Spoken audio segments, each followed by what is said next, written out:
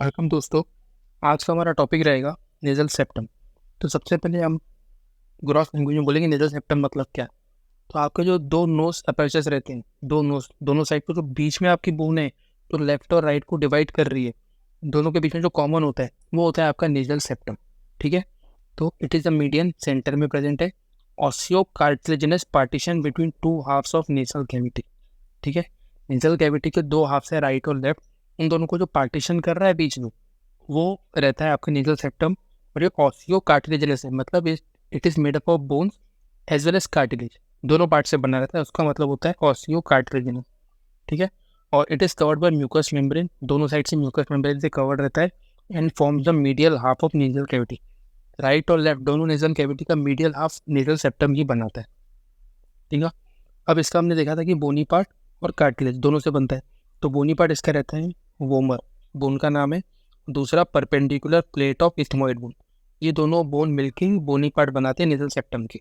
Similarly कार्टिलेजस part बनता है septal cartilage, septal process of inferior nasal cartilage. ये आप डायग्राम में देखिए, ये आपकी परपेंडिकुलर प्लेट ऑफ इथमोइड है, ये वाली बोन।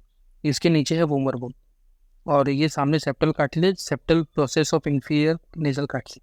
ये चार मिलके आपके नेजल सेप्टम बनाते हैं। ठीक है। The lower margin of septum is called columna, ये वाला पार्ट। ठीक है। अब सेप्टम, द सेप्टम के बारे में बताया जाए तो इट इज रेयरली मीडियन, मतलब ऐसा होता है कभी कभी आपका सेप्टम है ना, आपको विजिबल नहीं होगा ऐसे, पर ऐसा अंदर डेविएटेड रहता है। ठीक है। कोई एक साइड से, कभी आपका लेफ्ट साइड पर ज़्यादा डेविएटेड रहेगा, कभी राइट साइड से ज़्यादा डेविएटेड रहेगा।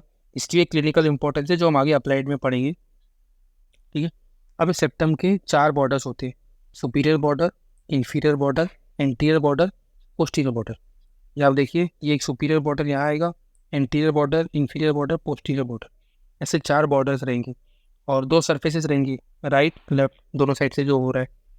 ठीक है। इसका ज़्यादा कुछ सिग्निफिकेंस नहीं है, बस इतना ही आपको याद रखना है कि चार बॉर्डर्स हैं, दो सरफेस है।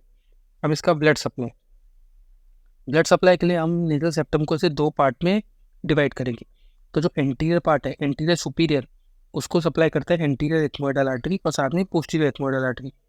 एंटेरो इंफीरियर नीचे से आती है, सेप्टल ब्रांच आती है, ये आती है सुपीरियर लेबियल आर्टरी है, ये फेशियल आर्टरी की ब्रांच है। सुपीरियर लेबियल से निकलती है सेप्टल ब्रांच, ये सप्लाई करती है एंटेरो इंफीरियरली। पोस्टीरियरली जो आती है वो आती है स्पिनोपैलेटल। ठीक है। जैसे तीन आपको नाम याद रखनी है और ये डायग्राम भी करना है, anterior ethmoidal, septal branch and sphenopalatine, ये थी। अब एंटेरो इंफीरियर जो पार्ट होता है यहाँ पे, ये वाली एरिया, यहाँ पे ये तीनों ब्रांचेस का आप देख रहे हैं, सब ब्रांचेस आके मिल रही है, एनास्टोमोसिस हो रहा है। तो इस एनास्टोमोसिस यहाँ हो रहा है, तो यहाँ पे this is the site for bleeding. जब भी आपका नाक से खून आता है, एपिस्टेक्सिस आपको होता है, एपिस्टेक्सिस मतलब ब्लीडिंग फ्रॉम नोज, तो वो इस एरिया से होता है एंटेरो इंफीरियरली, क्योंकि ये एनास्टोमोसिस होता है सारी ब्लड वेसल्स का। ठीक है। Antero inferior part contains anastomosis of all these branches, इसको बोलते हैं कीशल बेक्स प्लेक्सस। ठीक है। And it is the common site of bleeding, also known as Little's area, इसका नाम है लेटिन एरिया। ठीक है। अब वेनस ड्रेनेज के बारे में देखेंगे। तो veins form plexus in the lower part of septum and drain anteriorly जाता है फेशियल वेन में, पोस्टीरियरली जाता है स्पिनोपैलेटाइन वेन में। इतना ही। अब इसका नर्व सप्लाई, नर्व सप्लाई में भी इसको हम दो पार्ट में डिवाइड करेंगे। एंटीरियर वाला आएगा एंटीरियर इथमोइडल नर्व की ब्रांचेस, पीछे जाएगी नेसोपैलेटाइन नर्व, ये इसका रहेगा जनरल नर्व। स्पेशल नर्व्स जो आएंगी इसकी जो सेंसेशन वाली, मतलब ऑल्फैक्टरी नर्व्स, वो आती है एंटीरियरली, एंटेरो सुपीरियरली प्रेजेंट रहती है। ठीक है। Special sensory nerve, olfactory nerve है इसकी। लिम्फेटिक ड्रेनेज, सामने आएगा आपका सबमेंडिबुलर, पीछे जाएगा रेट्रोफेरेंजियल लिम्फ नोड्स। ठीक है। इसलिए देखिए, आप नेजल सेप्टम पढ़ेंगे या लेटरल वॉल पढ़ेंगे, सबको ऐसे दो या तीन पार्ट्स में डिवाइड करके ही पढ़ेंगे। एंटीरियर पोस्टीरियर रहेगा, या तो antero superior, antero inferior, posterior superior, posterior inferior, ऐसा रहेगा। अब आएगा इसका अप्लाई। अप्लाइड में हम देखेंगे स्पिनोपैलेटाइन आर्टरी जो थी, it is the artery of epistaxis, mostly ये ब्लीड होती है। लिटिल एरिया, एरिया या साइट ऑफ एपिस्टेक्सिस हमने देखा था एंटेरो इन्फीरियरली। और जो मैंने बताया था आपको, नेजल सेप्टम कभी कभी डेविएटेड रहता है, तो उस वजह से क्या होता है, repeated attacks of cold, allergic rhinitis and sinusitis होता है। आपका रनिंग नोज होता है, मतलब मोस्टली आपको एलर्जी की वजह से या कोई भी रीजन से कोल्ड और ऐसे स्नीजिंग होती रहती है, तो उसका कई बार रीज़न ये होता है कि आपका डेविएटेड है नेजल सेप्टम।